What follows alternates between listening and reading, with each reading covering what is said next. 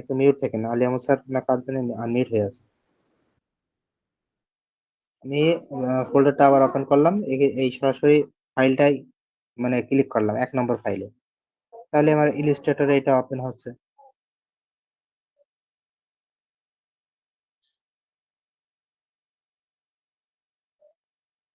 প্রথম ফাইলটা একটু সময় নেয়। ওকে, ওপেন হয়ে গেল। ঠিক আছে, এবার আমি 2 নম্বরটায় যাই। 2 নম্বরটায় যাবো এবার। 2 নম্বরে এটা ক্লিক করলাম, 2 নম্বরটা ওপেন হয়ে গেল। 3 নম্বরটায় যাই, 3 নম্বরে ক্লিক করলাম, 3 নম্বরে ওপেন হয়ে গেল। ডাবল ক্লিক করবেন, 4 নম্বরে ডাবল ক্লিক করলাম, ওপেন হয়ে গেল। 5 নম্বরে ডাবল ক্লিক করলাম, ওপেন হলো। 6 নম্বরে ডাবল ক্লিক করলাম, ওপেন হলো। আমি 6টা করে নিচ্ছি, কারণ আমার এখানে 12টা আছে তো। আর্টবোর্ডে 6টা করে নিচ্ছি, আমরা তো 12টা করে নিতাম, এখানে আমি এখানে 6টা করে নিব। ঠিক আছে, আর এখানে ফাইল থেকে নিউ থেকে আমি একটা ফাইল নেব, 4000 ওইভাবেই থাকবে, শুধু আর্টবোর্ডটা এই 6 নিলাম, এখান থেকে এটা 8 জিবি করে নিলাম।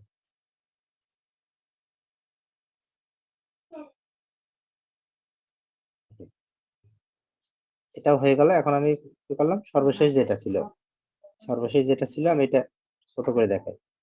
এই ফাইলটা, এই যে এইটা, আচ্ছা এইটাকে আমি এই যে টেনে ধরে এই জায়গায় নিয়ে এসে এখানে এসে 1 নম্বরটা ছেড়ে দিলাম। এই আর্টবোর্ডে কাজ শেষ, এটা আমি রিমুভ করে দিলাম। এরপরে এটা একটু ছোট করে নিলাম, আমি এটা ব্যাকগ্রাউন্ড সহ নিয়ে যাব। ঠিক আছে, এটা আমি এই যে গ্রুপ করে এখন আমি টেনে নিয়ে যাব। আমি কোনো ব্যাকগ্রাউন্ড রিমুভ করবো না এটা। আচ্ছা, ব্যাকগ্রাউন্ড রিমুভ করা যায়, একটা জিনিস করা যায়। ছবিটা নষ্ট করলে আমি ব্যাকগ্রাউন্ডটা আমি সাদা, এটা ব্যাকগ্রাউন্ড রিমুভ করতে পারি ইচ্ছা করলে, সাদাটা, এই যে সাদাটা। সেক্ষেত্রে আমি আগে গ্রুপ করে নেবো, সম্পূর্ণটা সিলেক্ট করব, এই যে গ্রুপ করে নিয়ে এবার হচ্ছে এই ছবিটির সাদাটা আমি চাচ্ছি না যে ব্যাকগ্রাউন্ড, সাদাটা আমি কি হয়ে গেল,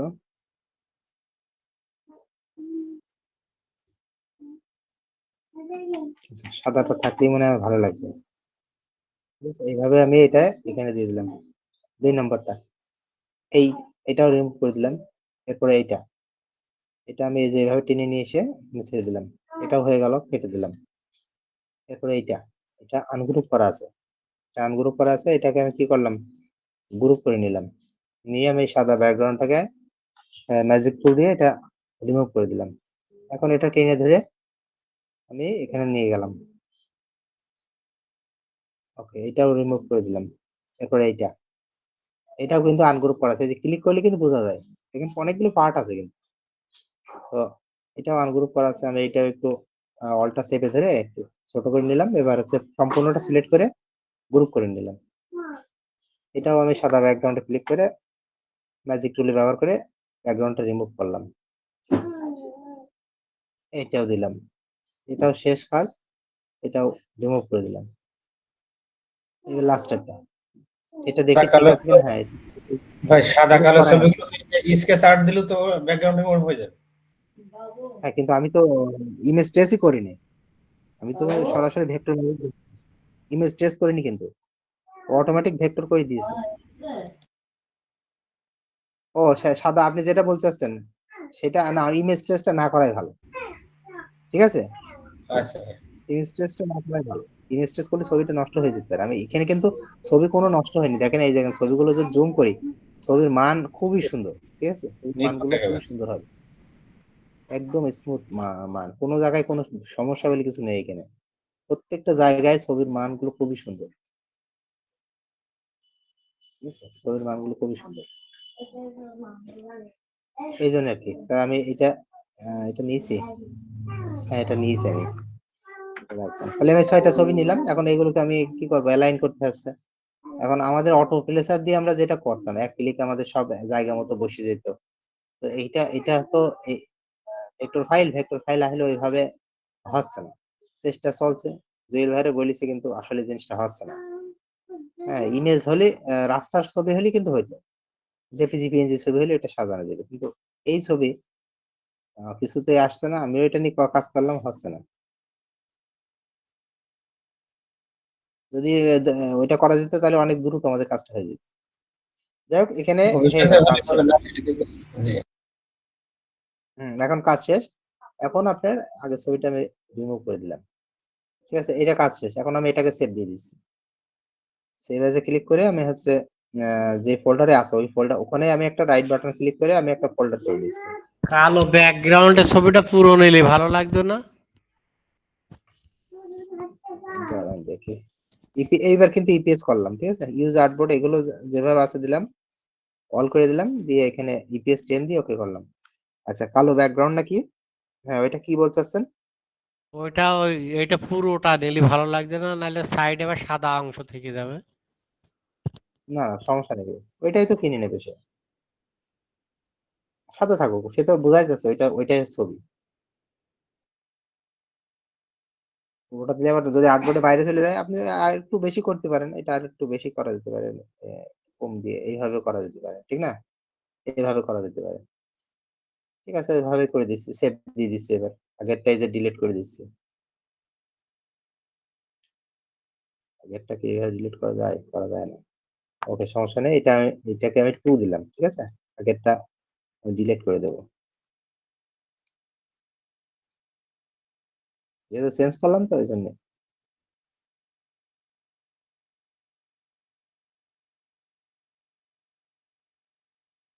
কষ্ট করতে হবে, 10টা 12টা ছবি আপনি অ্যাডোবিতে তো নিচ্ছেন, এত ছবি তাহলে আপনি অ্যাডোবির জন্যই এতটুকু কষ্ট করতে হবে। সময় আছে, অফুরন্ত সময় আছে। ওকে 1 নম্বরটা আমি এই যে 1 নম্বরটা রাখছি না, ঠিক আছে? ধরেন এটা 2 নম্বর আমার, এই ফাইলটাতে রাখা যাবে না, ঠিক না, গেল। এখন এটাকে আমি ডিলিট করে দিচ্ছি, এটার আর কোনো কাজ নেই। ওকে এবার আমি আবার সেই ফাইলে আমার 6টা হয়েছে, আরো 6টা বাকি আছে, ঠিক আছে, আরো 6টা বাকি আছে, আবার সেই ফাইলে আসলাম, আসার পরে এবার 7 নম্বর, এই যে 6 পর্যন্ত আমি করেছি, 7 নম্বরে ক্লিক করলাম, ওপেন হলো, এরপর 8 নম্বরে ক্লিক করলাম, ওপেন হলো, 9 নম্বরে ক্লিক করলাম, ওপেন হলো, 10-এ ক্লিক করলাম, ওপেন হলো, 11 নম্বরে ক্লিক করলাম, ওপেন হলো, 12 নম্বরে ক্লিক করলাম, ওপেন হলো, ঠিক আছে, 12টায় ওপেন হয়েছে। এখন আমাকে একটা আর্টবোর্ড নিতে হবে আবার সেইভাবে 6টা করে। আর্টবোর্ড সব ঠিকই আছে, 8 জিবি করাই আছে, জাস্ট ক্রিয়েটিভ আর্টবোর্ড নিলাম। এর পাশেরটা এই যে পাশে রয়েছে এটাকে আমি একটু ছোট করে, এবার এটা দেখেন, দেখছেন কত রকম ই করা আছে, অনেকগুলো পার্ট ভাগ করা আছে। প্রথমত আমি এটাকে গ্রুপ করে নিলাম, গ্রুপ করে আমি সাদাটাকে মুছে দিলাম, এবার আমি টেনে নিয়ে যেয়ে এখানে এসে ছেড়ে দিলাম, এটার কাজ শেষ, ডিলিট করে দিলাম। পরেরটা, পরেরটাকে দেখি, এও দেখেছেন কত ভাগ করা, প্রত্যেকটা জিনিস কিন্তু আপনি আলাদা করতে পারেন, কালার চেঞ্জ করতে পারবেন, এই যে আমি ইচ্ছা করলে একটা কালার এখান থেকে চেঞ্জ করতে পারি।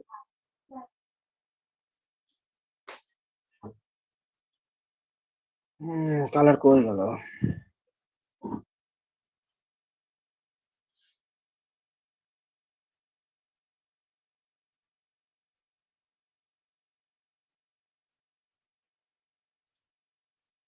যাক এইভাবে এখন আমি কি করবো, এটাকে গ্রুপ করে নিলাম, দিয়ে বাইরে আনলাম, আর্টবোর্ড সাদা বোর্ডটা মুছে দিলাম, এই ব্যাকগ্রাউন্ডটা দিয়ে এটা জায়গা মতো দিয়ে দিলাম। আর এটা কিন্তু গ্রুপ আনগ্রুপ করা, ঠিক আছে, গ্রুপ করা নেই।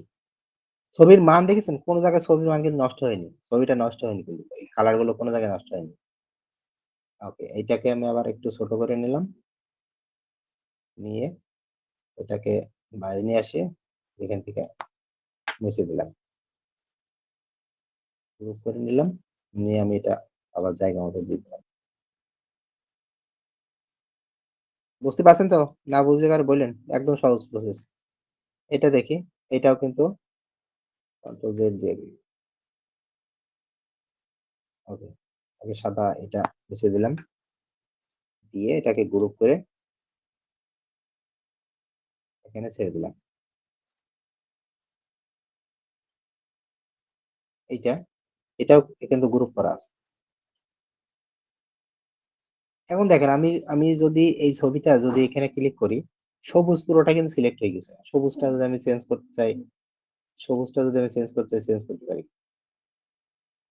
কারণ আমি এখানে এই কালারটা দেবো, কালারটা চেঞ্জ হয়েছে একদম সম্পূর্ণটা দেখ। আর ইমেজটা যদি করেন এখানে ক্লিক করার পরে দেখবেন এই কালার অল্প একটু এই কালার আসছে, এখানে একটু অন্যরকম ভেঙে যাচ্ছে, ঠিক আছে, এরকম হবে।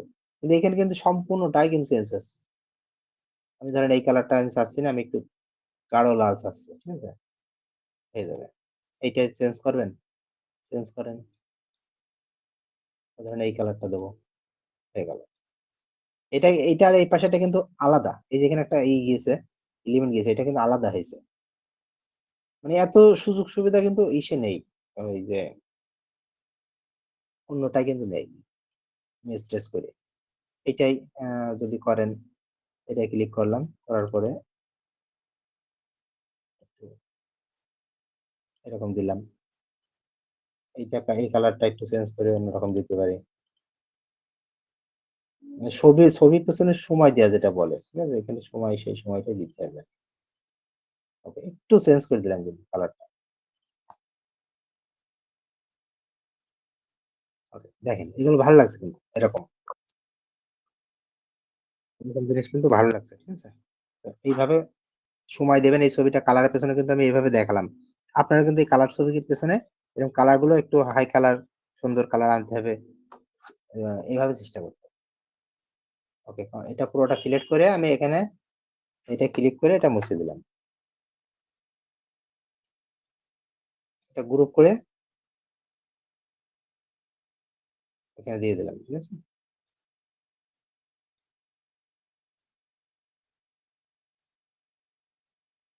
লাস্টেরটাও আমি সিম্পল এটা দিয়ে দিলাম। লাস্টেরটা গ্রুপ করাই ছিল।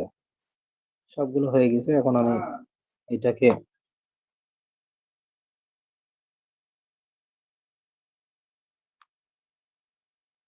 এটাকে হচ্ছে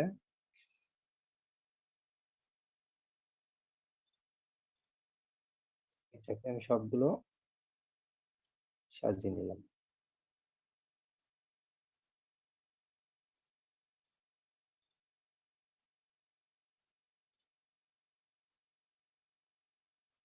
তো এইভাবে ছবির মানগুলো একটু দেখেন, ঠিক আছে।